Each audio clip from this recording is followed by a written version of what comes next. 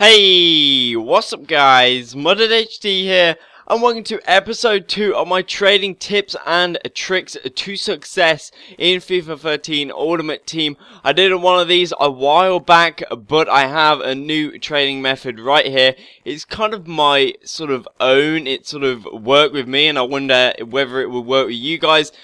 So this is trading with informs. Now this is my way of doing it. It's got some tricks in there as well that I'm gonna tell you guys, which is hopefully going to help you guys massively when it comes to fighting in these bidding wars and sort of things that I do to try and keep the price low, and sometimes me messing up because it's not always going to go your way in this. But anyway, you're going to go and head onto the auction search and you're really just going to put your parameters in.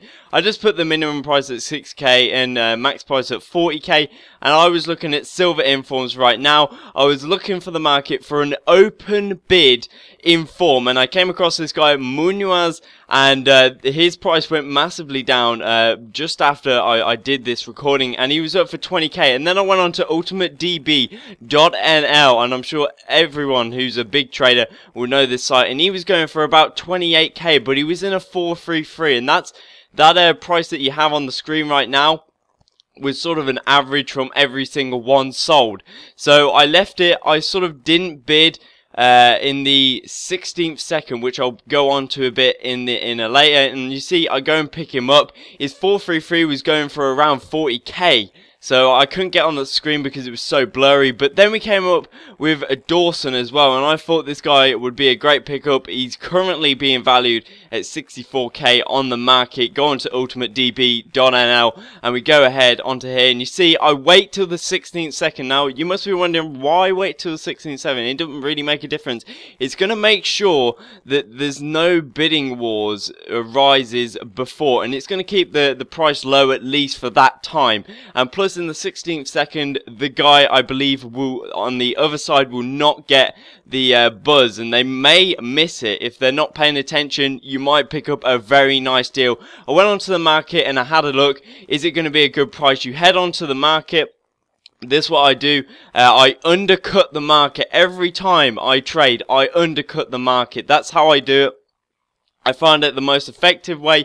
You're going to hopefully sell that one off. You're going to get rid of that asset. You're going to get more liquidity, getting into some business talk here. You're going to get that liquidity of cash in your hand. You're going to get them coins, and then you're going to be able to multiply it even more by selling it. So we found out that the lowest on the market in all them formations was 69k.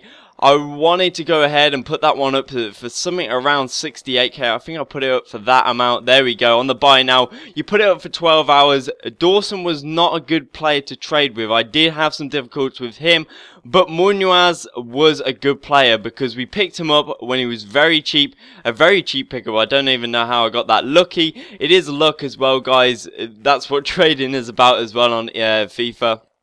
And eBay as well, if you ever go on some auction sites. And the lowest on the market was 39,250, and we go and undercut that slightly. So it's always going to come out on top. No one really gives two flying monkeys about contracts these days, even though they cost a lot of money. And I went out and got loads and loads of players, trying to find them deals using Ultimate DB to find whether it was a good deal that we could process and make a good deal of it. So I will be bringing up the screen how much money, but here is the formula that I use. A total revenue that you make from that player, you times it by 0.95, then that's the EA tax. You don't times it by 1, and then you take away the amount that you bought him for, and then you'll get the amount that you've made on that single player. So on Dawson 1, we made a 450 loss. Now that's not very good. On Carrick, I picked him up. He was in form. I've got to say, guys, you need to be wary of these informs because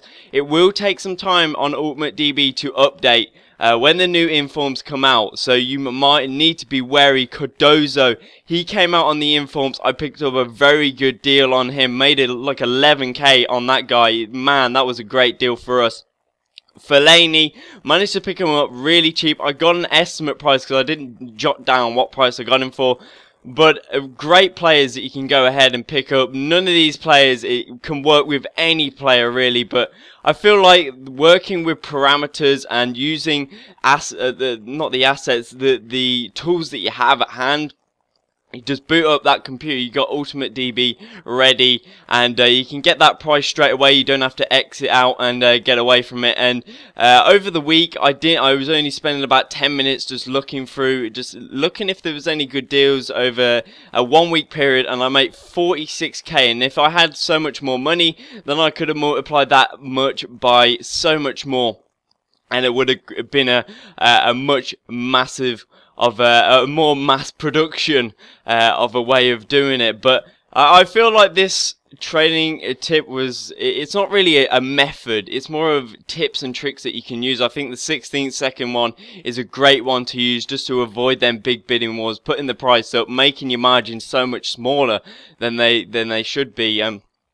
And giving you greater chance of making a greater profit in the greatest of respects. But a bit of a summary just coming up here. So you got to find them informs on the market. Make sure you don't get caught out by the new informs. Of course, their prices may start off a bit high and then they might drop down a bit low, trying to get that average price going. Open bids, you're going to go ahead and look onto Ultimate DB. It does work on buy nows as well. If there is a big margin between the two, then you can work on that as well. Wait till the 16th second. Always important to do that. I think it's a great idea. Well, it's kind of talking myself up there, but 16th second really helps push that price down, and hopefully is going to help undercut the market. It's going to get your player in the front. No one's going to care about the higher price. Everyone wants to preserve their coins for everything else. You sit back, you do your evil laugh, and you go ahead and swim in the profits. Man, this trading method is wow. I can't believe I even stumbled across it.